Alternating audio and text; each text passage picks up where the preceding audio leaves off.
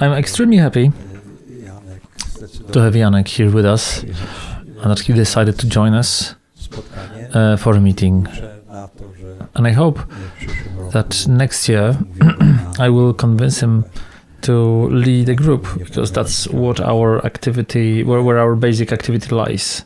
This is a bit of a personal thing too, because my daughter, who is here, we spent vacations on the Hell Peninsula, and his parents and parents of other kids played there.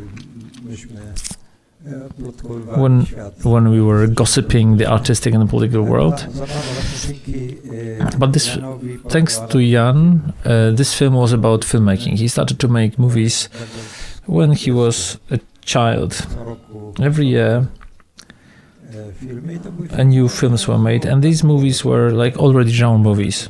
He made a crime story. I watched it. It was very interesting. And as usual in this profession, we don't meet quite often, because not to mention the generational gap. But then I was watching his career with envy, because I also dreamed, the cinematographer's work was supposed to be a certain trampoline to a springboard to direct. But then, of course, I directed a few things, but the DOP career was intensive enough that I had to leave directing behind me. And observing what Janek is doing, I had this feeling under my skin that he chose a path very close to mine, which I call, he will tailor that directly to you as a certain parachute. But he had in plans also, when he was starting to do cinematography. Of course, this is all my assumption, so in a moment he will give you his honest answer. He started to direct TV shows and features, and he made everything with the success. And it's an example of a career which is not as sporadic like a one-time director. So he's not one of the directors who disappeared from the horizon. His position is so strong in the market that he can allow himself.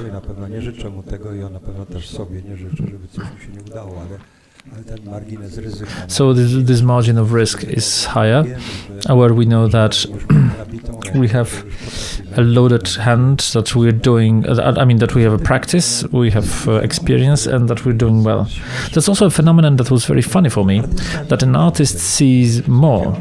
He last year made the movie The Big Water, so he foresaw what's very actual in the world and in Poland. I don't think he saw himself foreseeing anything, but the story was appealing for him. This is what I was saying in the opening address about the flash mob, that young people suddenly, in masks, in the COVID masks, are running across the crowd. And there was no COVID at that time. COVID appeared next year, 6 months later, and they were foreseeing already something like this. So once again, Jan, I'm so happy that you joined us here. And I urge you to consider spending a few days in here for longer. I'm leaving you with Jan Holoubek. Applause. Thank you very much for this beautiful introduction from the mouth of Sławek. Such compliments are, it's unthinkable, because he's a great filmmaker. I didn't come here with a lecture. If you have any questions here for me about how to make movies, how to get to this moment where you can make your first thing, whatever questions you might have, all sorts of problems, if you make a movie, I would be glad to answer this.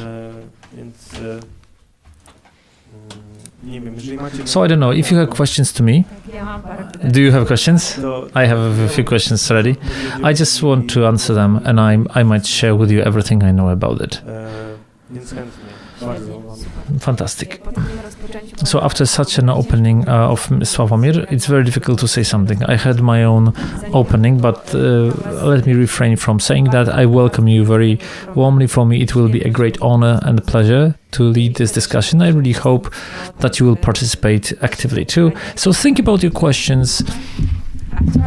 And I would like to start maybe, yesterday during the opening address of Film Spring Open, Sławomir mentioned what he also mentioned today, that you were making films since you were a child. Where did you get this passion from? Was it natural? We know who your parents were, but where did you get this fire for filmmaking? I don't know where really, but since I was a child, when I saw a camera, we had like an 8mm camera without a tape there, and I was still sort of shooting movies with that too, even though that it didn't record anything. Looking through the lens of a camera was magical for me since I was a child. When I got the first video camera, I just went crazy. Yeah, I was lost. Can we see those tapes somewhere? Somewhere, some are saved. Do you go there? But there's no place you can see them. That's unfortunate. We would love to see them. I would like to recall here my recollection. It's a pandemic recollection. We were all sitting in our phones and in an online world. This was bringing us culture and information and everything. And in your Instagram profile, I saw a live where a young man was interviewing you. I think he was a high schooler. And during this talk, I was under great impression of how you talk to one another, but also your great tenderness and understanding of this towards this young man who was learning his new trade, new way of life. So these characteristics that really moved me so much, this ability to listen, do you feel they work for you in your profession, or do they get in the way of your work? Yes, I mean they're very useful in working, especially with actors. And in general with a crew, because if you making movies, it's a teamwork, and the director is not God Almighty who puts everybody in their place and forces everybody around what they should do, but it's at the stage of pre-production, the director enters a very close cooperation with everybody. The set designer, the costume designer, the makeup artists, and all collaborators, and pulls them into the project. It sort of infects them with an enthusiasm for the project. So if this is our approach, that we do something great together, and everybody believes that, and everybody gets some freedom for the creativity within the departments, within the frame of the vision that I'm trying to sell them, but of course I'm also getting a lot from them, and you get this exchange. In order for the exchange to take place, you have to be tender, you have to be sensitive, maybe not oversensitive, but still you have to be sensitive to other people's point of view and idea, because then these people give you back their creativity, and they put it together as a project. And the same applies to working with actors. The actors are extremely tender people, even if you think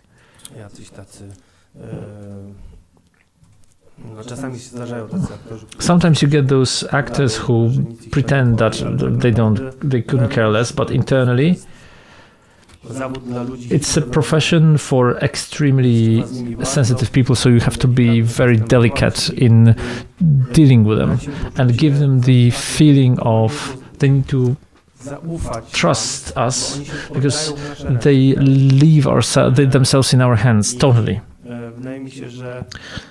And I believe that what I, as a director, I have to do, I need to create psychological comfort for them, and I can't introduce any form of oppression in this line of work. I've heard about different methods.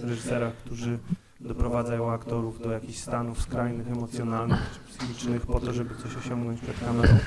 I know that there are ways of leading people to extreme mental states in front of the camera. I think this is a total bullshit. If you saw my movie 25 Years of Innocence, you can see on the screen what is it all about what horrible things it talks about, and how actors give 150% of the emotions. They fall apart, they cry, and not even once in a set, not even one of them would be tormented or abused before the shot. Quite the opposite. With jokes, there's like we're trying to diffuse the situation so that this focus is just before the camera and not between the shots. You're talking about working with actors. I would like to sort of follow down this path. How do you select your actors? I know that you're cooperating with Sylwia Kosińska-Wdowiak, the casting director, and I understand that the casting is a common denominator for your two intuitions or two visions.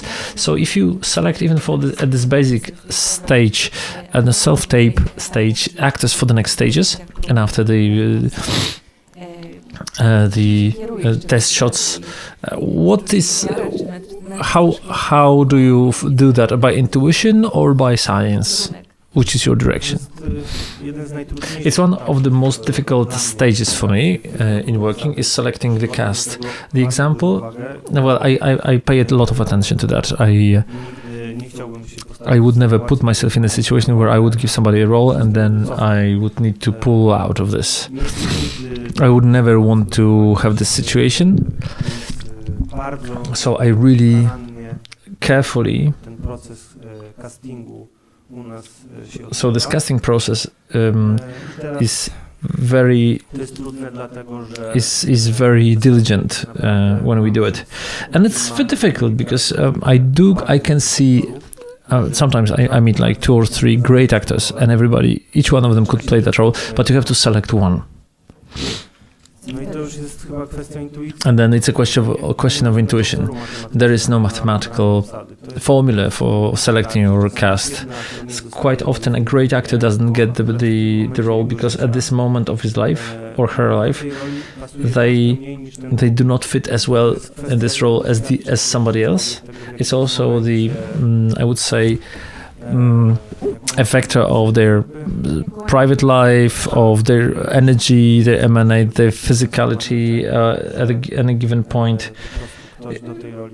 Somebody would work, for example, better with the role because they have better physical conditions. But the final and the most important condition is just the ability of listening. The actor, listening to your acting partner. For me, actors can be divided into those who say something and they do not have contact with the partner, but they just play in their own mind, and the other ones who would play every second shot, every shot they would repeat in a different way because their interaction with the partner and the dialogue is alive. And I see that during test shots, who is able to evolve within the frames of the same scene 10 minutes later, and who just sort of repeats what they've learned. So this ability of being here and now, that's very interesting, because from my experience I know that sometimes the stress turns us off, shuts us down, but it's also good to have your own methods to deal with it. Thank you for this response. Is anybody who would like to ask the first question? Because I would like to open this discussion to you. You're still thinking, oh, there's a question there. Can we ask Sandra to bring the microphone, please? In the context of yesterday's movie, so 25 Years of Innocence, how did you get to know the protagonist and how your relation was built? The actor who's playing the main, who's casting the main role, how physically did it work? You talk about Tomek Komenda. I might surprise you that this was not a multi-stage process. I met Tomek before the film maybe twice. It's a very specific case of a person who was very freshly after leaving jail, 1 year after leaving jail. A person who was very traumatized, who just started to get out of a trauma. So he was not a person who wanted to share his jail time experience. I got all this knowledge about what was happening there. I got it from a book, from a feature by Robert Głuszak, working with Remi Korejva, who was getting him out of the jail, and the lawyers. I didn't get a lot of information from Tomek directly. The most important thing for me in meeting Tomek and his family, it was to get their snapshot, their spiritual snapshot. You go to somebody's place for an hour or 1 hour and a half, and a certain basic traits are visible. This one talks a lot, this one says nothing. Here somebody is the leader. You can feel the energy of people, and this is something that you have to remember. I didn't get a lot from the real people into my movies. I'm not trying to make my actors one-to-one similar to the people. For me, the important element is the spiritual snapshot, the photography of somebody's energy. And if you focus on that, in everyone with whom you talk, after 2 minutes you feel who are you talking to and what sort of person they are. And this specific situation with Tomek is that he wasn't a person with whom it was easy to spend time, to go for a beer, for whatever. It was not that moment in his life. So we had to... It's not only me, but also the actor, who was Tomek Trojan, who was... he also met with the protagonist. And maybe his meeting was a bit closer than mine, and he came to the set emanating the energy of the protagonist from the inside.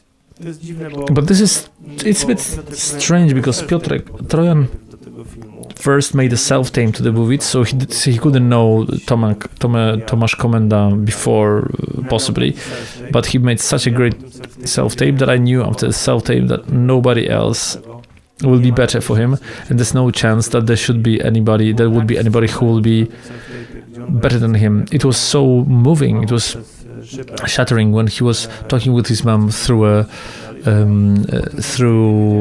a glass window, and he says he wants to leave that. I decided, how can I convince TVN and all this corporation to get somebody who's totally unknown to get cast in the main role? Because obviously they want to have very good actors, but with well-known names, that this is a chance for a commercial success. Thankfully, I managed to convince them that this role has to be played by somebody who's totally unknown. I wanted to ask you about the story of Tomasz Komenda. Yesterday we had a chance to recollect, or maybe see for the first time your movie. And it's still very moving and shattering, touching. And your stories that you're telling here, they're all very moving. And I was wondering, how do you select these projects? Do they come to you? Or is it are they the stories that you want to tell? Are they moving for you? Do they come to you? What's the way? The way is the following, because I understand that the majority of you are just starting out, or you want to do something, or just started to do something? There are plenty of paths. I can tell you about my own. I've been going around with the Royst script from one door to another in HBO, TVN, TVP. Everybody told me that this is expensive, unnecessary, etc., etc. A good path to start is to do something, and it might be a TV show. In our time, it doesn't have to be a feature movie. To do something of your own.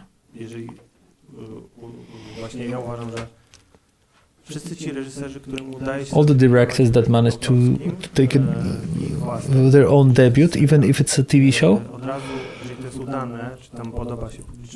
if it's liked by the audience, if it's good, you start to get good proposals from the market. And this is how it happened. So the story of Tomek Komenda, the Great Water, or my next movie, these were proposals that came to me from the market, and I'm selecting them. So it's an individual way, a choice. Why do you want to do something or not?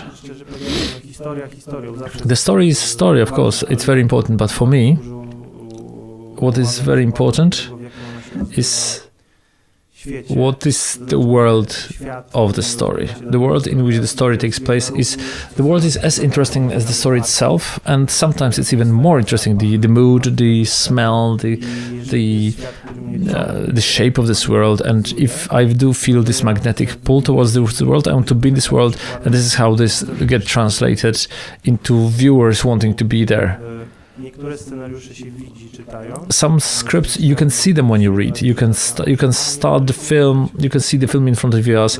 Some of them you don't. So if you don't see anything in front of your eyes when you read a script, don't go there.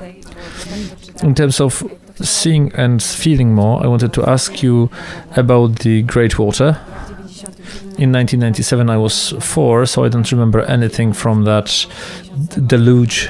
But the flood from last week, I remember very well. I was in a theater in Wałbrzych, and I got all the horrible stories from Jelenia Góra and other towns around.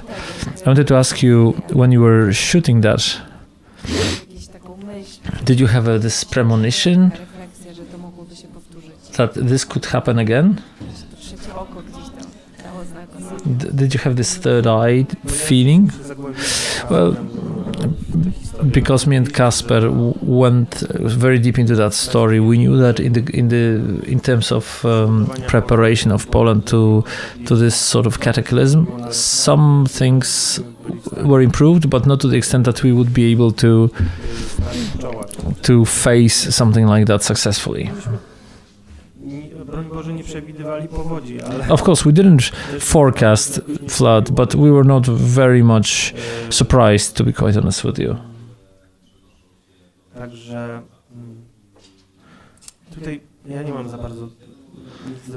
So I have nothing really to say here, because it's such a sad situation.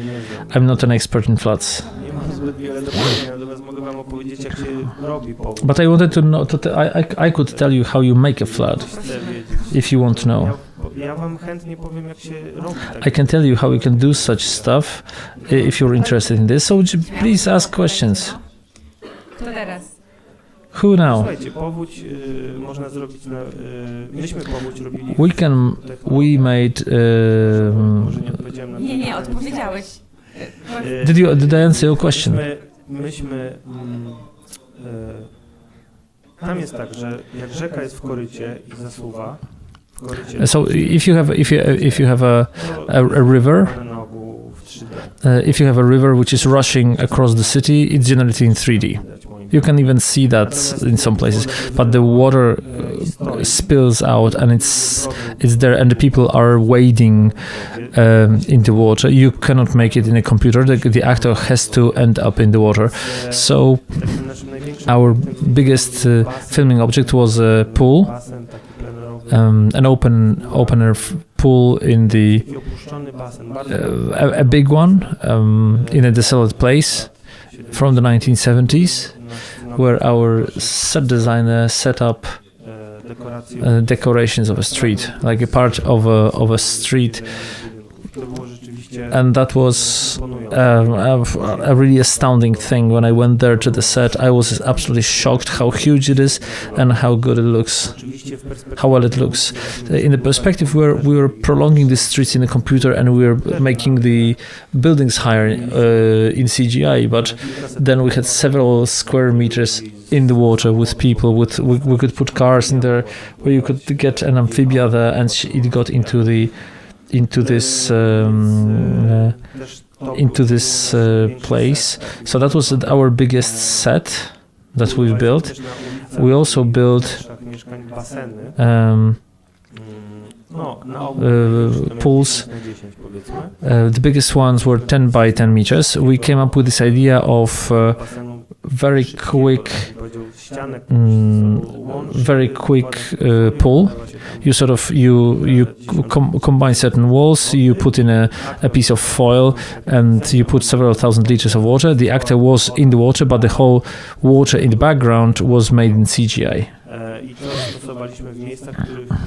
And we put that in the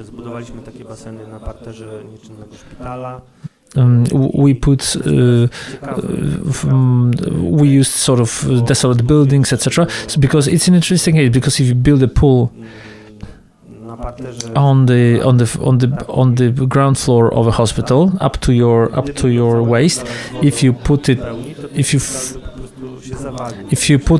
enough water for you to be up to your waist, the whole building would break down, because the water would be so heavy.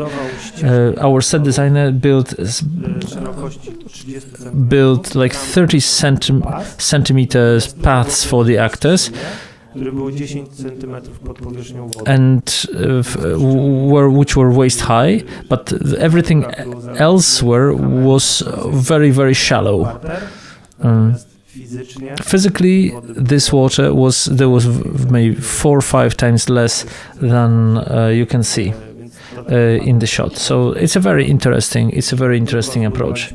So we only build paths where the actors are moving, and around them there was enough water. There was just very few centimeters of water, and these racks did not allow the water to fill in the space. So we also did compositing. So amphibians on the Odra River, and during the same day we went to Kozanów, and we made plates of blocks of flats, and we put together the amphibia with the plates of the buildings, and that's another technique of post-production technique, but an interesting one, because you really need to make sure that the light works and everything works. We were also filming on the kayaking range, not very far away from here in Kraków, where you can steer the quickness of. It's a bypass of Vistula River, and you can control the quickness of the water, of the rolling of water. So we made a scene where the girl is flooded in the underground passage by water, and our set designer came up with an idea that she walks up the stairs, and the water sort of floods her from the top. She builds decoration in the river, so if you and we just twisted the camera, and she looks like she was walking up, but this all takes place in it looks like as if it's all in one level. So a very good analog ideas and tricks. So they have a great. Right now I've completed the shooting for Heveliusz, where we made the catastrophe of the disaster of a ferry, and it's a very interesting case of how this should be done. Can you tell us a bit more about that set? What were the challenges there? Przede wszystkim Hevelius was for us much more difficult because we have to deal with the storm, with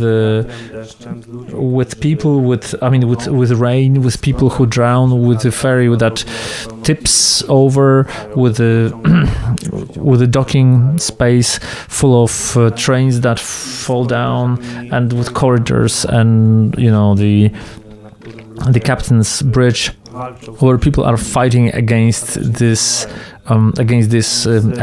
elements, and they finally lose the battle. That was technologically a very difficult story, and again we used different methods and a full 3D and compositing, but above everything, a lot of decorations were built, especially which you could tip them over, and the actors are walking along the ceilings and the walls, and you can't make that in CGI properly. We also made shots on a real ferry, which we couldn't tip it in any way. So we had a system of ropes with our stunts guys, that the actors could walk sideways, and we were twisting the camera again. And it was enough to then remove the ropes in CGI, and it feels like that this ferry is somehow tipped.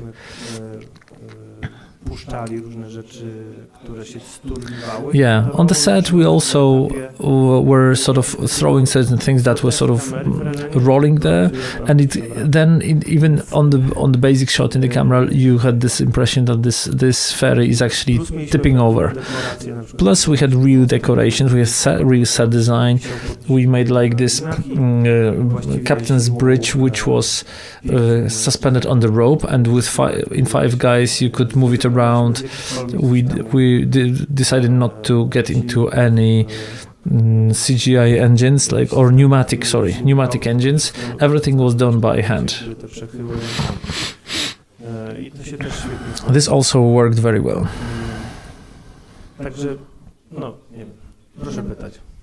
Please ask.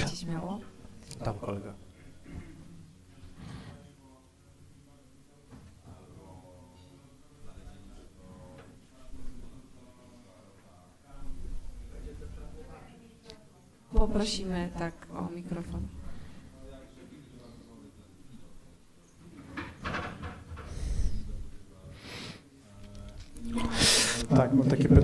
I have a question, because right now you have a lot of cranes, a lot of technologies that theoretically make things easier. You don't have to build those things. You said that you were building the set design, because when you build things, it works better.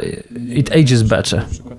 I think Space Odyssey, which still looks as if it was recorded yesterday, it looks great because everything is practical and not like this Scorpion King, which looks as if it was drawn by a child. And my question is, how do you convince the production people or the cinematographer or set designer that they should plunge into this challenge? It is expensive, people don't want to spend money. How do you manage to do that? Słuchaj, akurat jeśli chodzi o operatora, scenografa, to nie trzeba... About the cinematographer and the set designer, they love it on the set, so to do it on the set. All the filmmakers prefer to do it in analog way, if it's possible. Wydaje mi się, że w tym konkretnym przypadku in this case, rzeczy zrobić tylko cyfrowo. You cannot do everything in CGI. Of course, we would have full 3D shots because we are not able to make a ferry on the Baltic Sea and which is tipping over. These have to be generated in CGI. However, what's happening with the gravity in the on the deck, like 30 degrees prevents you from getting into the door from your bed. Your things start to fall on you. You start to slide, and these are like great things. You cannot do that in CGI. Only you have to make it real. you only have to break the gravity. So if you add to this the physical moving of the set design, these poor actors are really, they really grow tired just to survive.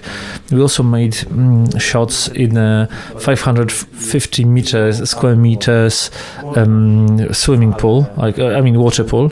You can make waves there. It has 9 meters deep. You can sing decorations there. The actors were trained before in a military center for sea rescue crews.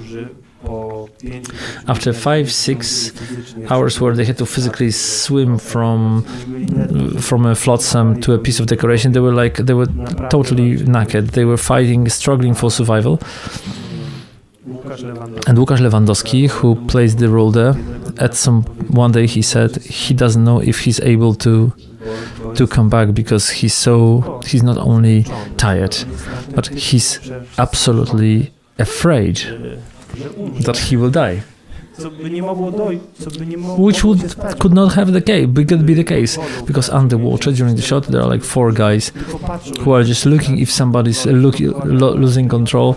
They fish them out, but these people were physically in a threatening situation, in the situation of danger. And you don't have to direct them.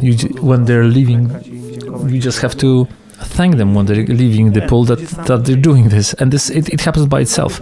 So you will not do it on a green box, not to mention the technological problems or technical problems, but it's a totally different situation.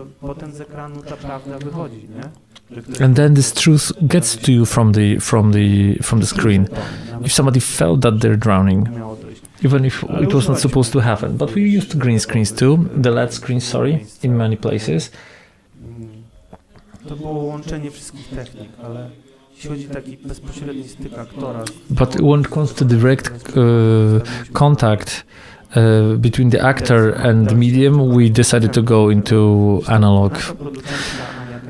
In terms of how to convince the producers to that, Ania Kępińska, our producer, knew at this stage that we're following the right way. And Netflix, I don't remember working on a set where sky is the limit. When we said that we need this, they just gave us this. And it's a great thing, and the producer understands that it's worth to invest that money, because this money will be returned, because the quality is there.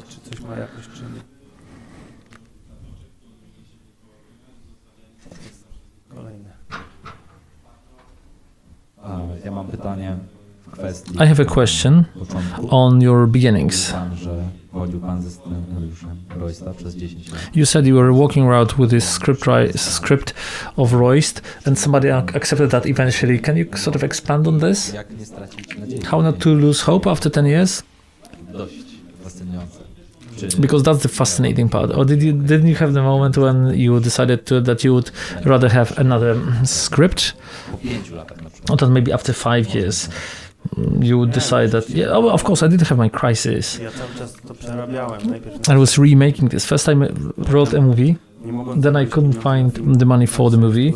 I wrote a TV show out of that.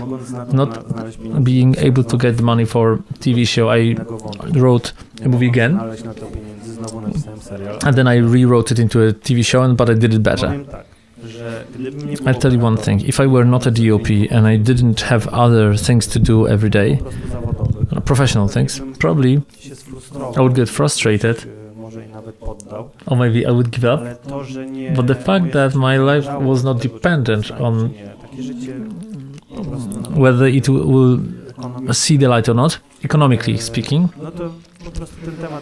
this topic were coming back to me, and then I tried again.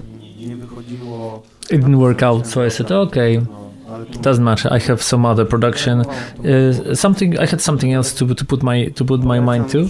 But I do recommend to all of you, really, being stubborn and being persistent. But you have to really believe in it. Oczywiście ta in your film. słabnąć, bo Of course, this belief can get weakened under critical opinions of producers, etc. But if at some point you wake up in the night and you still dream of doing this, do everything to make it happen. W moim przypadku to był absolutny przypadek. In my case, that was a sheer stroke of luck. W przypadku Roysta to In case of Royst, zbieg okoliczności, it was a że pojechałem nad morze z moją partnerką zimą i z tej restauracji dosiadł się do nas. I went in the winter to the north of Poland with my partner, and in an empty restaurant, a guy from Kino Świat, he was a distributor. Streaming w Polsce, wtedy to był Showmax. He sat at the distributor sat at our table and asked us if we do not have a script that we would like to show, because the Showmax is entering Poland and they're looking for a script, and I sent it to them and it worked. But I've been in so many stations that make such productions. Everybody says that 1980s are necessary and that it will be expensive. And why do we want till 1980s? And then we got Stranger Things, and everybody said, "Wow, 1980s are so cool." And then Showmax got it in their hands and produced it. Także tak to się stało. And this is how it happened. Ale wydaje mi się, że jeżeli chodzisz po świecie z energią, która z ciebie emanuje, że chcesz coś zrobić But if you do have this energy which emanates from you and you feel you have to do this, the world starts to work in such a way that it gives you the chance. w końcu. Finally. Czy teraz w tej rozpędzonej takiej spektakularnej karierze nie masz jeszcze kryzysy? Do you still have crises in your well-developed career? Yes, I still have them. I have plenty of crises. Zadawajcie pytania. Ask questions. Jest tam pytanie. Is there a question there? I wanted to come back to the motive of Tomek Komenda concerning the crisis and the doubts that you might have. Did Tomek Komenda want you to do that movie? Did he have doubts, or did you have second thoughts? Did you have to convince him? Speak to him somehow that it's worth to tell the story? Didn't you have any doubts? Because it's a very tough, controversial topic. Tomek, może zacznę od Tomka, Let me start with Tomek, czuję, że to because I feel historia, this is a story about him. mimo że on nie żyje, Even though that he's not alive, cały czas uwaga. he still needs attention. Tomek really wanted to have this film about him made. He said that you have to tell this story to the world, Nie wynikało to z jego and it was not about his egoism, tylko z takiej po prostu but złości, która się w nim but about i na tą niesprawiedliwość i na tą wadliwość systemu. Wiem też, że chciał he wanted to point attention to the injustice of the system, and he wanted the story to save somebody else too. So Tomasz wanted this, and I remember najbardziej chyba wstrząsający pokaz. I remember the most moving screening that I had in my life of whatever that I did was this screening of this movie for Tomek, his family. Byliśmy w kinie, We were in cinema, już nie pamiętam, we Wrocławiu, I don't know, in Wrocław, w dużym kinie, gdzie na sali nie było nikogo. and there was nobody there. Producenci, There was just us as the producers, 20 osób. and his family, 20 people, and the film finished. And at some point before it finished, the mother of Tomasz, she got up with a brother, and they left the room. Ja za nią pobiegłem And I ran after her, i zapytałem, and I asked, what happens? And she says, you promised me that this scene will not be there.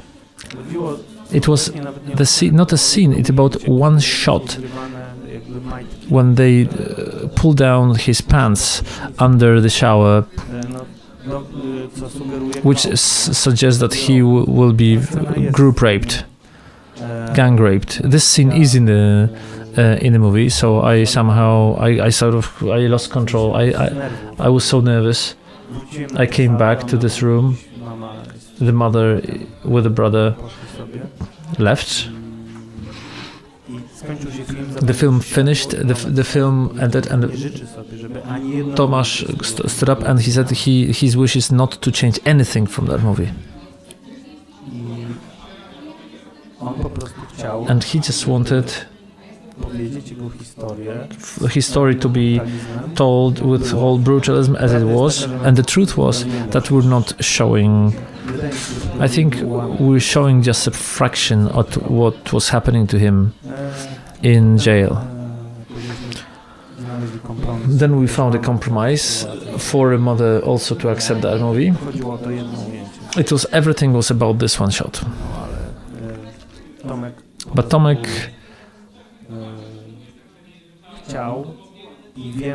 wanted this, and I haven't seen him after he fell sick. I knew from a colleague, the policeman who saved him, that he was with him with Tomek's at Tomek's flat, and there was a picture of Tomek with the crew of the movie on the wall. That it was very important for him that it will be his trace. It will be his trace in history.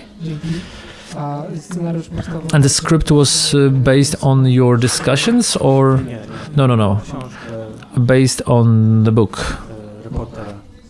of a journalist who had a lot of discussions with him, and he documented it.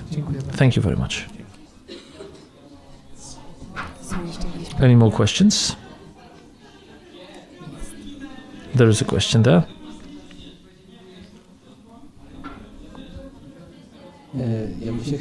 I would like to ask you,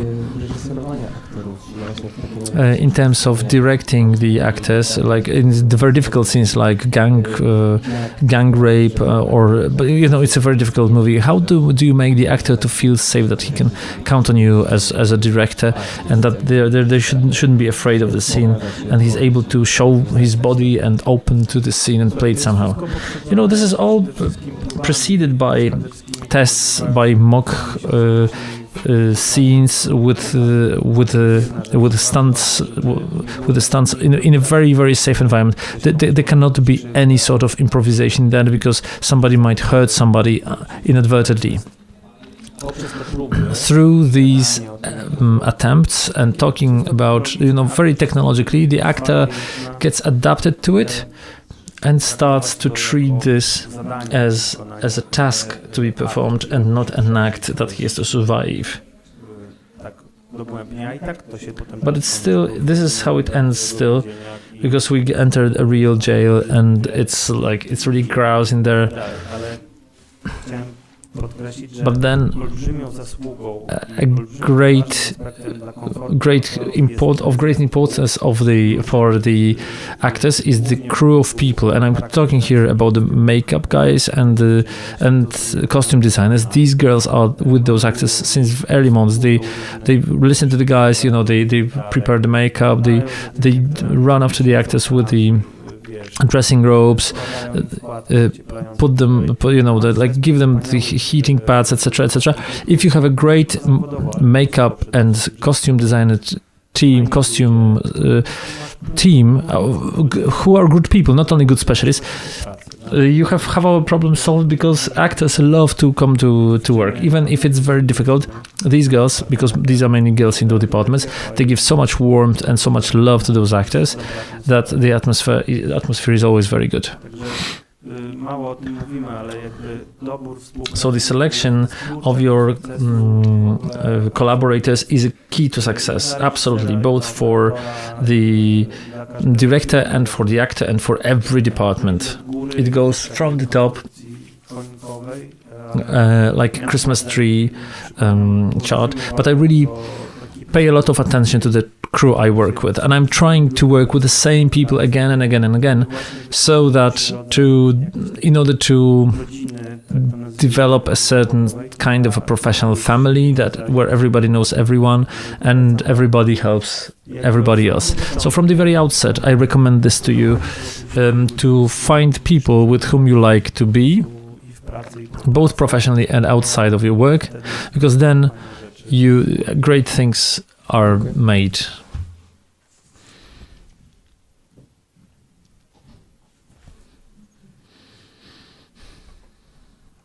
Chciałam zapytać, jak czas I wanted to ask you, in terms of timing, przygotowania i jakby cały proces what was the production process of getting the financing through development, stunt zdjęciowych, jak tests, this filming days, post-production, consultations with the protagonist, who was engaged in those consultations?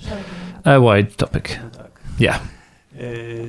Słuchaj, może zacznę tak trochę tak. Film miał Okay, the movie had 41 filming days, if I recall well. był podzielony It was divided into dwa okresy zdjęciowe.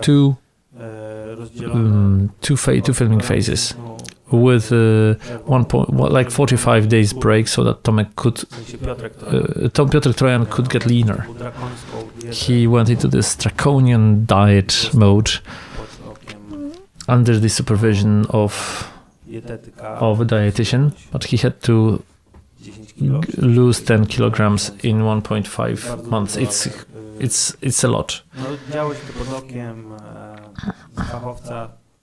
But it was under the eye of professional. I don't know if it worked extremely well, but generally impacted his mental condition negatively. But still, we did this prison part, so this negative mental condition of Tomek sort of worked well with the environment in which he was filmed. Such a movie, the preparation takes about 10 months. I always start from the very deep work with the text. Once I have a text with which I am happy, in parallel you start casting and test shots. We are working on the text again and again and again. I'm not doing well, we do have rehearsals with actors.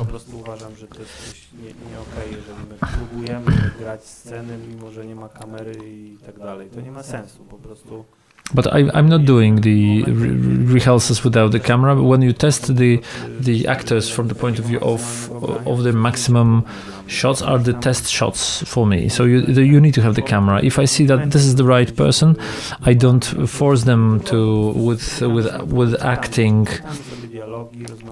With acting tests, we just meet to read the dialogues, and quite often the script evolves under these reading rehearsals, and then it's customized under these casts that we have, what those people think about their characters. And then we have this magical moment where the actors know more about the characters than you as a director. It's a great moment, and you should not it should not be taken lightly or pretend that you know more until the end, because you don't. The actors know more about who they are and who they play, because they enter maximally deeply into those characters, and you as a director, you need to correct them slightly to the left or to the right.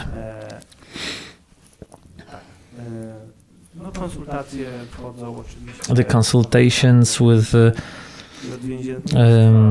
consultations are also performed with the lawyers, with the prison officers, with the real former inmate who helped us to develop the script from the point of view of realism, what the prison is all about, and with the police.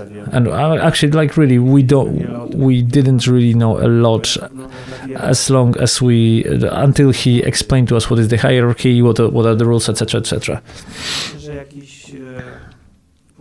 So half a year before the shooting, the director's documentation takes place, looking for locations.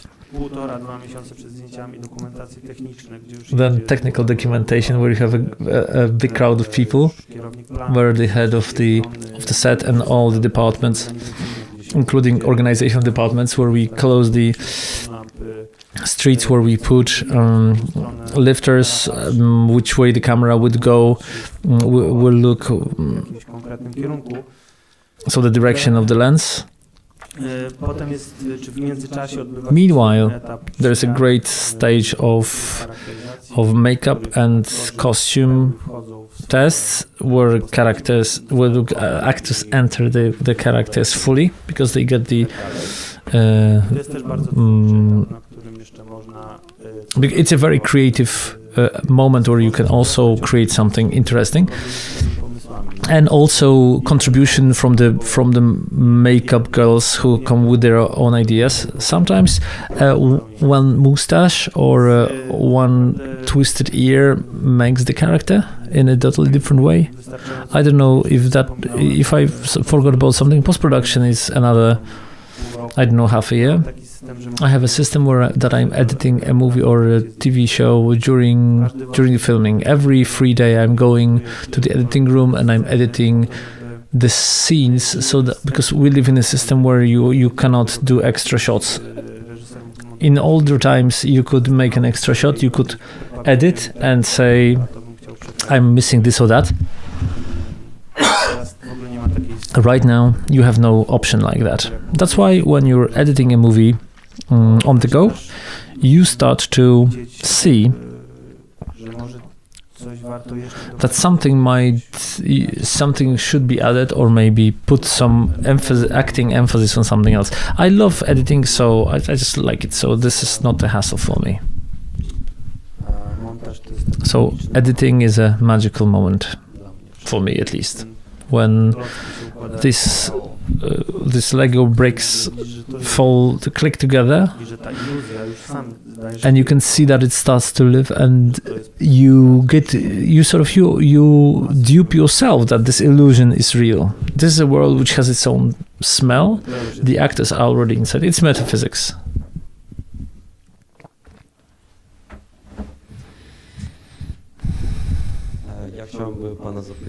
I would like to ask you, what was the biggest challenge from the point of production in 25 years of Innocence?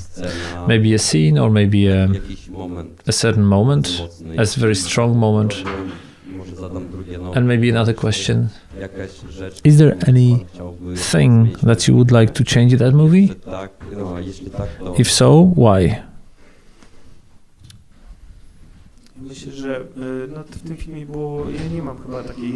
I don't have one single thing that was most difficult. It was just this film had no easy scenes. It was like a rape of a girl, then beating this Tomek, some very emotional scenes. If I were to be honest, the most difficult for me was to put it all from pieces into one whole, finding a narrative route to of these two motives. So there's the motive of Tomasz and the story of the policeman. How to put it together in editing so that the proportions are right and in the right moment, and how to balance things out. When to introduce the policeman in the 10th minute or 20th minute. I put at the end of the day he got in like in the 50th minute. So in script he was getting in much earlier, and I thought it will work, but on the script on the screen it didn't work. They were sort of desaddling one story, desaddled the other story, and that was the most difficult part. I used to wake up in the middle of the night and was absolutely terrified that I won't find a way to work around that. And I think that editing is the stage where you make the movie for the third time. And it's very, very important. We can still save and change a lot to the better or to worse. So it happened that in this case you have to lead the viewer to the point where the actor is pressed against the wall, and only then introduce the policeman who is the harbinger of hope. Now that you talk about it in retrospect, it sounds so obvious, but it wasn't obvious to me at that time. Any last question? I think it will be a good moment to finish. If you have any questions, we can speak outside of this hall. Ja jeszcze mam mikrofon. I have a microphone, so let me ask a question. Czym dla pana charakteryzuje się właśnie taki scenariusz? For you, jak pan mówił? what is characteristic of a script with which you can breathe, hear that it's not these are not the few words on the piece of paper, that you read this and then you decide this is it and we're doing it? Słuchajcie, dla mnie For me, wszystko się zaczyna everything starts from the word. tak, najpierw było słowo. The word was there first, as you probably know. Takiego, że niektórzy mają dar. And some people have the gift of writing, Scenariusz nie jest because script is not fiction, it's not a novel. These are like simple information that somebody walks in, shouts. There's no place there for any sort of embellishments, literary embellishments. However, even within this very simple message, there are people who are able to w słowie zawrzeć obraz, include image pewien in the word and a certain visual code or a vision of the movie that is supposed to appear, and this translates immediately to the reader. To jest taka technika. So this is a technique that you have to use adjectives. I mean, for me, Zanim napiszesz scenę, musisz it is that po prostu ją wyobrazić. before you write a scene, you have to Ona się dzieje imagine it. What is the mood there? pisać. And when you start to write, well, when you see this room, if it's raining outside, if there's a stench in the room, and it translates, and when the reader decodes that, and during the meeting with members of the crew who have to perform this, suddenly these people, they all understand it in the same way. Of course, they have a slightly different vision of this, but the general key is included in that word. So in how you can select the words in such a way that they could cause an image to appear in your head. So I'm a great fan of a word as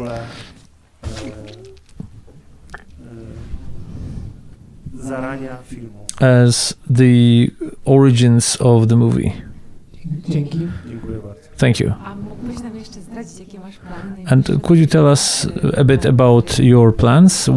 What awaits you in terms of film or TV shows? I want to make a western next year and one TV show I can't tell you anything about. Możemy liczyć, że jeszcze jeden nas tutaj Will you come back to us here? That you will come back to Film Spring Open? wspaniale mamy to. Great, fantastic, we have it.